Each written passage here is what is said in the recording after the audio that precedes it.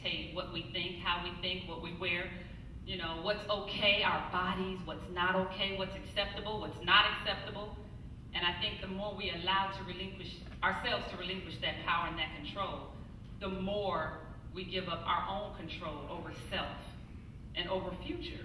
And so I do want to go around and continue to spread this message, because the more I'm in the trenches working with teens and in the incarceration centers and the juvie halls, the more I want to make sure that people understand what's going on, because like it or not, you're protected right here among these college walls. You're safe, but you're going to leave. And when you do, you're going to be confronted with this very same reality, because it's completely different from what you see right here. It's completely different, and it's waiting for you. And I understand the fact that sometimes if you're not so happy with who you are, if you're not so happy with what you're doing or your life, then it's easier to identify with someone else. T.I., you know, I have a lot of young men that really love T.I. and they want to be T.I. and Young Jeezy. My husband represents, he's an entertainment attorney, he represents Sierra, Young Jeezy.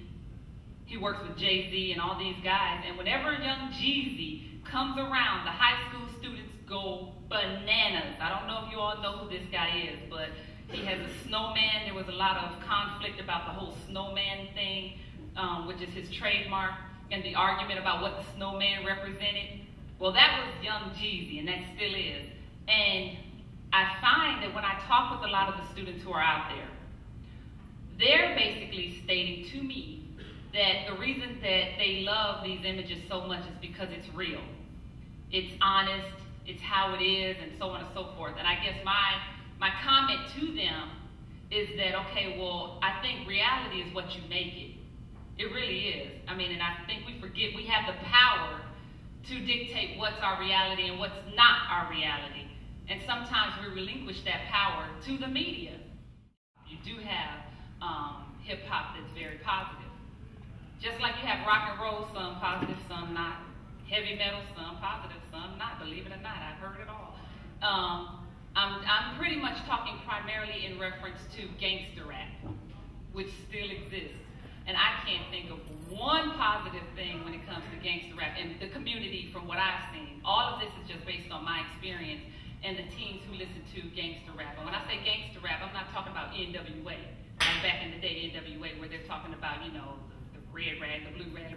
No, I'm talking about like where it's about the money and what you do to get the money by any means necessary.